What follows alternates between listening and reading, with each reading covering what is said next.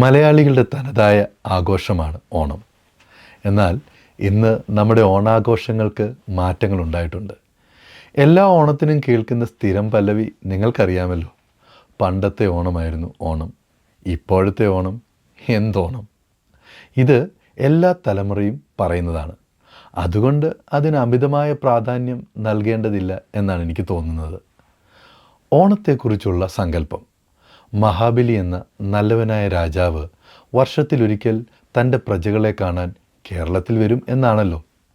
പക്ഷേ ഇന്ന് ഓണക്കാലത്ത് കേരളത്തിലേക്ക് വരുന്നത് മാവേലിയല്ല, മറിച്ച് നാട് വിട്ടുപോയ മലയാളികളാണ്. അന്യ സംസ്ഥാനങ്ങളിൽ നിന്നുള്ള ബസ് ചാർജും ട്രെയിനുകളിലെ തിരക്കും ഇത് തെളിയിക്കുന്നു. ഗൾഫിൽ നിന്നുള്ള വിമാനക്കൂലിയുടെ കാര്യം പിന്നെ പറയേണ്ടതില്ലല്ലോ. നമ്മുടെ കാലാവസ്ഥയനുസരിച്ച് വിളവെടുപ്പ് നടക്കുന്ന സമയമാണല്ലോ ചിങ്ങമാസം. ആ സമയത്ത് ഭക്ഷണത്തിന് സമൃദ്ധി ഉണ്ടായിരുന്നു. ധാരാളം ഭക്ഷണമുള്ള സമയമായിരുന്നു ആഘോഷ സമയം. എന്നാൽ നമ്മുടെ നെല്ലും വാഴയും ഒക്കെ കൃഷി ചെയ്യുന്നത് നിർത്തിയിട്ട് റബ്ബറും കാപ്പിയും റംബൂട്ടാനും കൊക്കോയും ഒക്കെ കൃഷി ചെയ്തു തുടങ്ങിയപ്പോൾ ചിങ്ങമാസത്തിൽ പ്രത്യേക ഭക്ഷണ സമൃദ്ധി ഒന്നുമില്ല. നമ്മുടെ ഭക്ഷണ രീതിയും ആഘോഷ രീതിയും മാറിയെങ്കിലും നമ്മുടെ പ്രധാന ആഘോഷമായ ഓണത്തിൻ്റെ തീയതി മാറിയിട്ടില്ല എന്നേ ഉള്ളൂ. എന്താണ് നമ്മൾ വാസ്തവത്തിൽ ആഘോഷിക്കുന്നത്? ഇപ്പോഴുള്ളതിനേക്കാൾ നല്ലൊരു സമയം നമുക്കുണ്ടായിരുന്നുവെന്ന ഓർമ്മയല്ലേ നമ്മൾ ആഘോഷിക്കുന്നത്? അതുപോലെ തന്നെ ഭാവിയിൽ ഒരു നല്ല സമയം വന്നേക്കും എന്ന പ്രതീക്ഷയും നമുക്കുണ്ട്.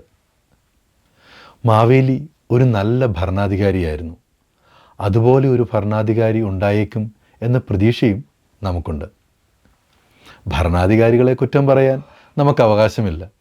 കാരണം നമ്മളാണല്ലോ അവരെ തിരഞ്ഞെടുത്തത്. അപ്പോൾ പ്രശ്നം വാസ്തവത്തിൽ ഭരണാധികാരിക്കല്ല, നമുക്ക് തന്നെയാണ്. നമുക്ക് ചില കുറവുകളുണ്ട്. നമ്മുടെ പ്രതീക്ഷയ്ക്കൊത്തൊന്ന് ജീവിക്കാൻ പോലും സാധിക്കുന്നില്ല എന്ന നഷ്ടബോധമാണ് ഈ ഓണാഘോഷത്തിൻ്റെ പിറകിലും ഉള്ളത്. കാര്യങ്ങൾ ഇനിയും മെച്ചപ്പെടേണ്ടിയിരിക്കുന്നു എന്ന് നമ്മൾ സമ്മതിക്കുകയാണ്. അത് ഭരണാധികാരിയുടെ മേൽ പഴിചാരി നമ്മൾ കൈ കഴുകുന്നു എന്നേ ഉള്ളൂ. വാസ്തവത്തിൽ നമുക്ക് ഓരോരുത്തർക്കും ഒരു നല്ല കാലം നഷ്ടപ്പെട്ടതിൽ ഉത്തരവാദിത്തമില്ലേ?